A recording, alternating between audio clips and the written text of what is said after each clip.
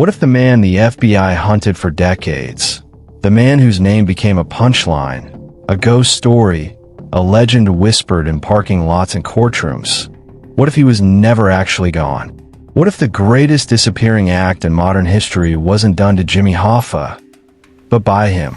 Sit with that for a second, because on July 30th, 1975, a man walked out a restaurant parking lot in Detroit, Michigan, and the entire world started looking for a corpse.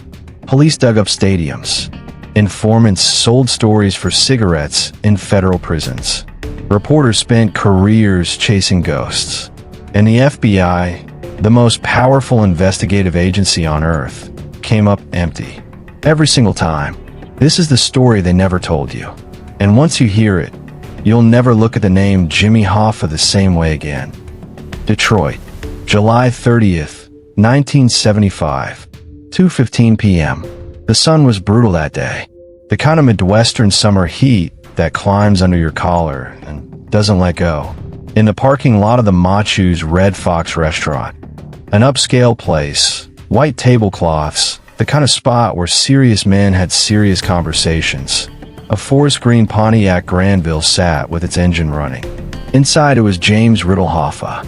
Jimmy.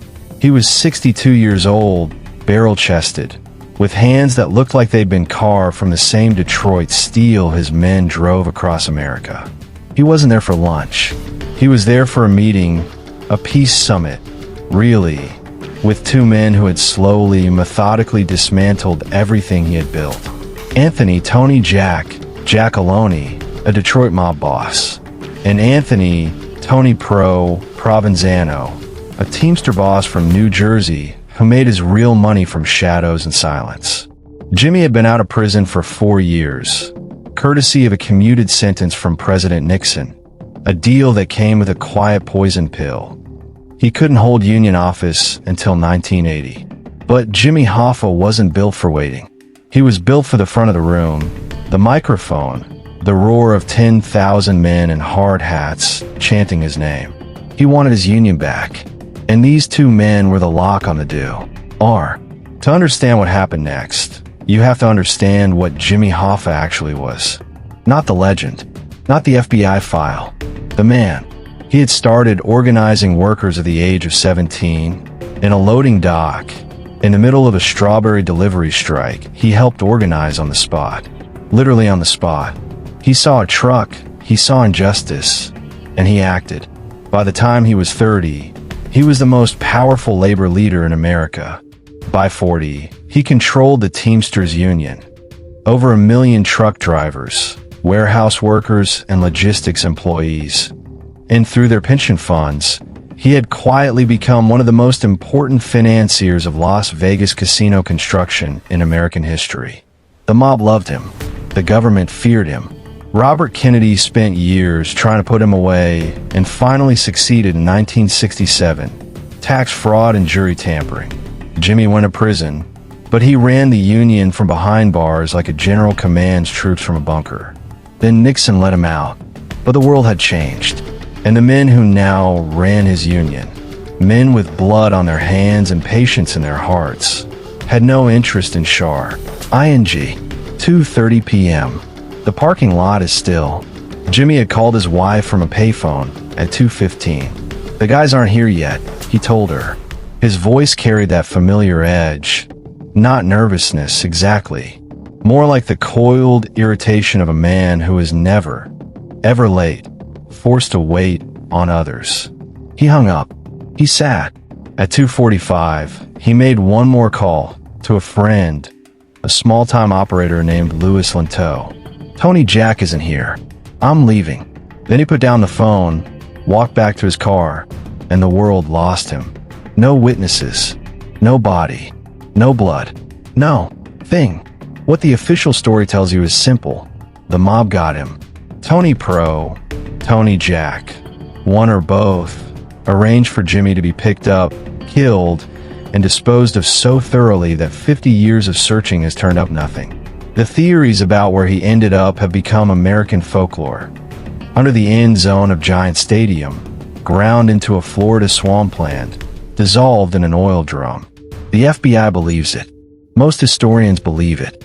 It's clean. It makes sense. The mob had motive. Jimmy was a liability. He was going to expose their manipulation of Teamster pension funds, drag them into congressional hearings, burn them all down on his way back to the top. They had every reason to want him gone. But here's the question no one asks. If the most organized criminal infrastructure in American history wanted a man dead, why did they leave no trace? Not of the body, not of the act, not of a single witness who could be turned, not a deathbed confession in 50 years. The mob is good, but they're not that good. Unless the ghost was never made. Unless the ghost made himself. Here is a different story, a darker one. Imagine a black sedan pulling into the Machus Red Fox parking lot that afternoon. Not from the Jackaloni or Provenzano camp, but from somewhere else entirely. A third party. Men in suits with no affiliations that could be traced to Detroit or New Jersey or anywhere on any organized crime chart. Men who worked in the spaces between institutions. Imagine Jimmy watching that car pull in. Imagine the back window rolling down just enough to reveal a face he recognized. Not a mobster, not a union man, but someone from a world he'd glimpsed at the edges of power. A world where governments and syndicates shared the same architect, where labor movements were chess pieces, and where a man who knew as much as Jimmy Hoffa was either a weapon or a target. There is no greeting, just 3 words. He wants you. Jimmy hesitates. Of course he does. He spent his whole life reading rooms, reading men, reading the silence between words. Every instinct screams at him, but he steps out of the Pontiac. The door clicks behind him, and Jimmy Hoffa disappears. Not into death, into something far stranger. The drive is long, winding through suburban Detroit until the streets stop looking familiar. They arrive at a modest ranch home, the kind of place nobody looks at twice. He's led through a kitchen that smells of burnt coffee and old floor wax, down a hallway, into a small den at the back. There is one chair. The men who brought him are gone before he turns around. And then, a door in the wall swings open. Not a hallway door, a hidden door. And out steps a man in a gray suit who looks like an accountant, carrying a briefcase, with the calm expression of someone who has had this conversation before. The world thinks you're a problem, Jimmy, the man says. The mob thinks you're a liability. The government thinks you're a symbol. We think you're an opportunity. He opens the briefcase. Not a weapon. Files. Dozens of them. Names, locations, organizational charts spanning 3 continents. The names Jimmy sees inside belong to people who have never appeared in any newspaper, any court document, any congressional testimony. The man explains it simply. A man with Jimmy's gifts. The ability to organize on an impossible scale, to inspire loyalty in the disloyal, to move money through the arteries of industry without leaving fingerprints, is too valuable to bury under a football stadium. The mob thought they were cleaning house. The FBI thought they were losing a lead. Both were wrong. This wasn't a murder. It was a recruitment. Jimmy thinks about his family, the rallies, the sound of 10,000 workers chanting his name in the Detroit rain. He thinks about the Pontiac sitting alone in the parking lot, slowly becoming evidence. He reaches into his pocket. He pulls out a folded piece of paper, a note he'd written that morning, a confession of every underhanded deal he'd ever made, every bridge he'd burned, every man he'd compromised. A final grenade, in case things went wrong. He looks at the paper. He looks at the man in the gray suit. And then, very slowly, Jimmy Hoffa tears the paper into pieces so small they fall like snow onto the linoleum floor. He doesn't need insurance anymore. He is the insurance. 40 years later, Nevada desert, 2015. A demolition crew is tearing down a decommissioned federal facility.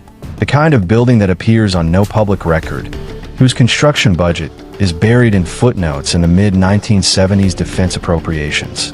Beneath it, they find a sealed bunker. Inside, a living space, preserved in 1975. A record player, a stack of Teamster magazines, a heavy gold ring on a nightstand. No remains, but there is a logbook, meticulously maintained. Entry after entry, each one dated, until the records stop in the late 1990s. The last entry is dated July 30th, the anniversary of the disappearance. It contains one sentence, written in a bold, defiant, unmistakable hand. They spent 40 years looking for a body, never realizing I was the one holding the shove. The truth about Jimmy Hoffa may be exactly what everyone says it is. A mob hit, a man erased, a mystery without an answer.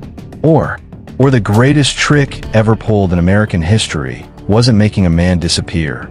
It was making everyone believe he wanted to come back.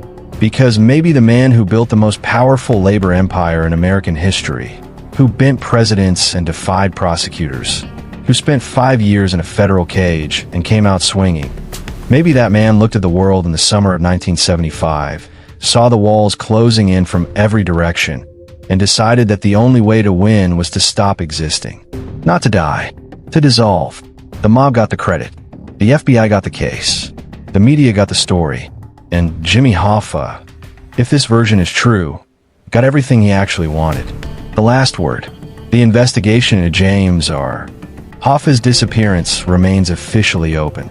No charges have ever been filed. No remains have ever been found.